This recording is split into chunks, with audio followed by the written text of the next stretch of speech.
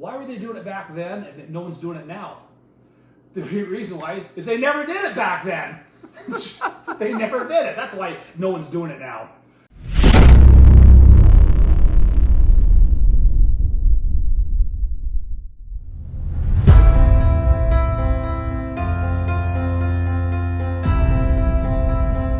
Here I am here today with Uncle Stoney here, and we're going to talk a little bit about religion, specifically the Bible here today.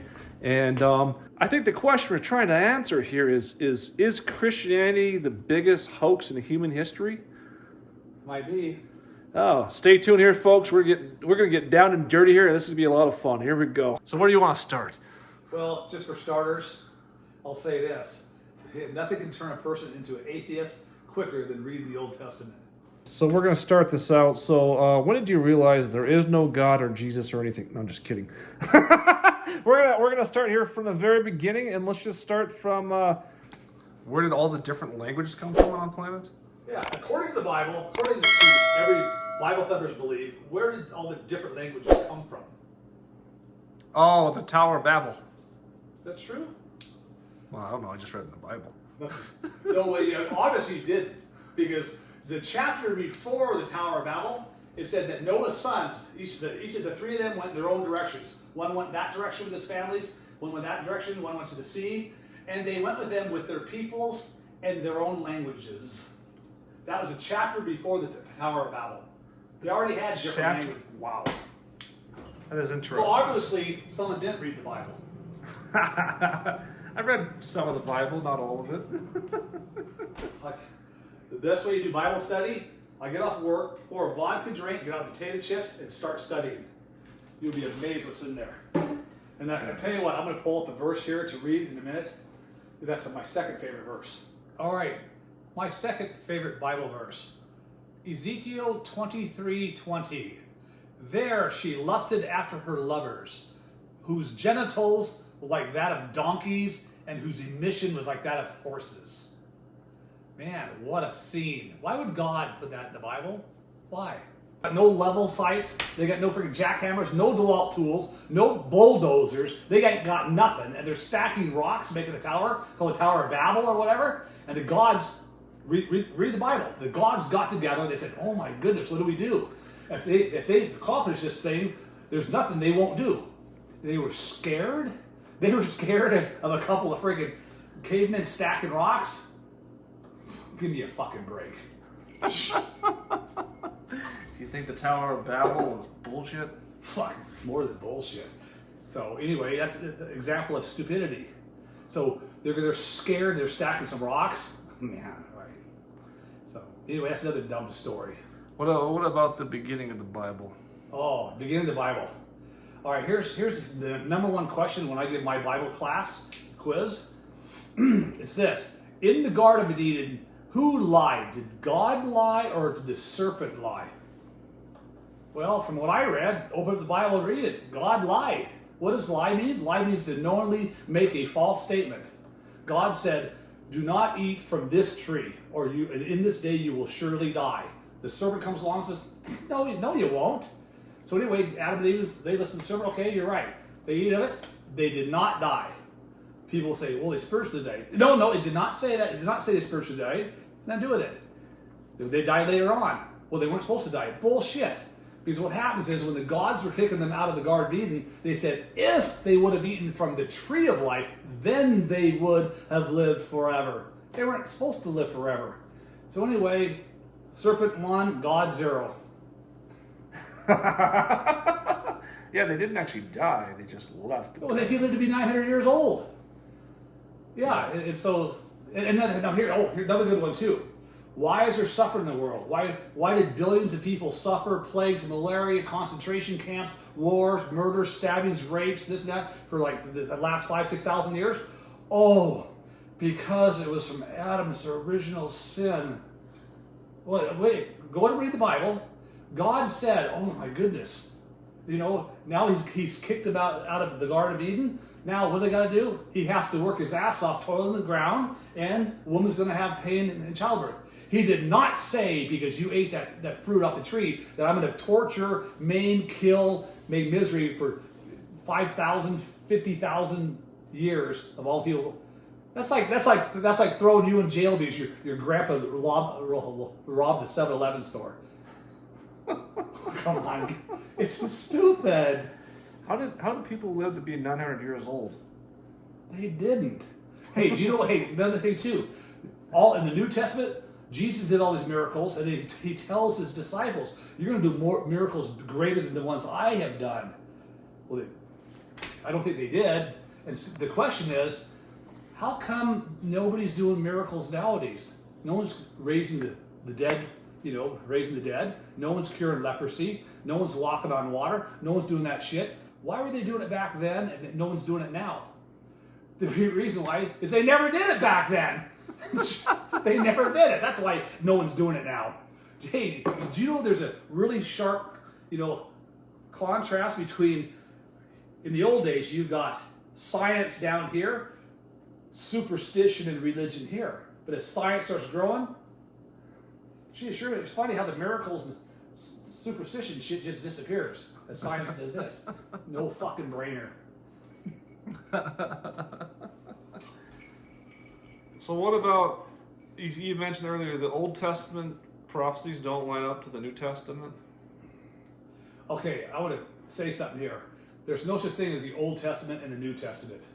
There's the Jewish Bible, there's the Christian Bible. Two completely incompatible religions. If you put aside the New Testament, the Christian Bible aside for a moment, and go back and start reading and studying the entire Old Testament, which is 3 to 4 times larger than the New Testament, which spans hundreds, maybe 1,500 years, read all that and see what it says. It talks about what the Messiah is supposed to, what's to happen when Messiah comes. But when Jesus from the gospel story shows up, he didn't fulfill not one of the prophecies. In fact, when Jesus of the gospel story shows up, the exact opposite happened from what all the prophecies of the Old Testament said. Opposite happened. Old Testament prophecy says when the Messiah shows up, the minute he shows up on scene, the entire world knows that he's the Messiah. The entire world at that moment, they know he's the Messiah. There's no whispering in people's ears and shit. Oh, don't tell no one who I am. The Easter Bunny type shit. And then also too, there'll be no more wars. Immediately, he's stomping balls, no more wars. All the people from Israel will return back to Israel. All the Hebrews will return back to the homeland. And there'll be one world religion, and there's no more wars, no more shit. In fact, when Jesus from the gospel story shows up, the exact opposite happened. Nobody knew who he was. He whispered, "Don't tell anybody who I was." After he was supposedly crucified, the Jewish people were scattered. Instead of having one world religion, there were millions and millions and millions. And after that, there were wars and more tortures than ever before. Everything that prophesied was happening, the exact opposite happened. But people still want to believe it. Do you think there's proof that Jesus actually existed? That's the problem. I'm not saying he didn't exist. There's no historical or physical proof he existed. Zero. None. Zippo. People say, "Oh no, you read the Gospels and shit. Read them. Oh, they talk about Herod was a true person. Jerusalem was a true place. This happened at this period of time. Yada, yada, yada, yada." Hey, was Forrest Gump a true story? Watch the movie Forrest Gump. Oh my God, they had Lyndon Johnson, they had President Kennedy, they had Vietnam, they had Washington, D.C. Oh my God, they mentioned all these things. It must have been a true story. Because all those things were real places. I could write a story about Deer Lodge and shit.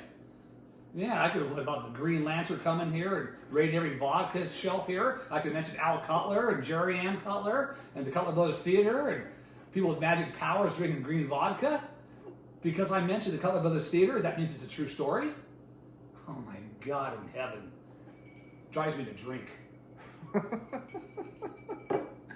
So what about the actual, before Christ, after death, the dates of when Jesus died?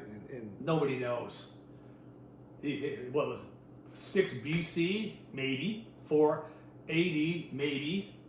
They don't know what year he was born. They don't know what year he died. They don't know. They're even arguing what day he was crucified. There's an argument on which day he's even crucified. Nobody knows. And Herod and all that stuff. There's no record of Herod's life in the National Enquirer having anything to do with that. Paul was supposed to be a big giant bigwig of the Jewish church and shit, the Elks Club and all that. And there's no record of him in any Jewish history. It's a great story. Great story. So, I guess the question is that who were the actual writers of all these books of the Bible? Nobody freaking knows. It took 200 some years for someone, Matthew, Mark, Luke, and John. Talk to somebody from the Bible Thumper school. Oh yeah, Matthew wrote it. No, they didn't. They don't know who wrote it. Anonymous. Nobody knows who wrote it. It took them 200 years to figure out who the heck they're going to name him after. Crud. So what do you think about the Council of Nicene? Is it where they decided? The Council of Nicaea. Nicaea to decide what was going to be in the Bible or not. No, they didn't. That's not what they talked about. They talked about whether Christ, Jesus was God or not God. And they figured it was a shit show. They railroaded old freaking our buddy there, Arius. They ran him out of town on a rail. It's just like, the Council of Nicaea voted on that shit. It's just like the 2020 election. Yeah, Joe Biden really won. Sure he did. They stacked the ballot boxes on that shit. So, how come so many government officials are identified as being Christian, do you think? I don't think they know what that word means. Do you think Christianity has been a tool to manipulate and control people? All religion is. All religion is created for social control. All religion is.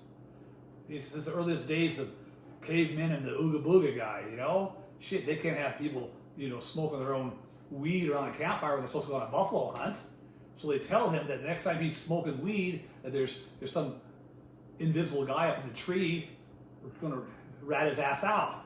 So what does he do? He starts believing him, so he starts smoking less weed and goes on a hunt because he's afraid of the invisible guy in the fucking tree. They've done experiments like that. It's all psychology. Social freaking control. You think Judaism is the oldest religion? Try the other ones too. It's social freaking control. Shit. Well, I better not. You know what? People say, oh, you were bad. You made God mad. He's going to get back at you. Man, if that's the case, if you cursed God at a traffic light and he's going to get back at you, he's going to be one busy dude. 7 billion people on this planet. Jeez almighty.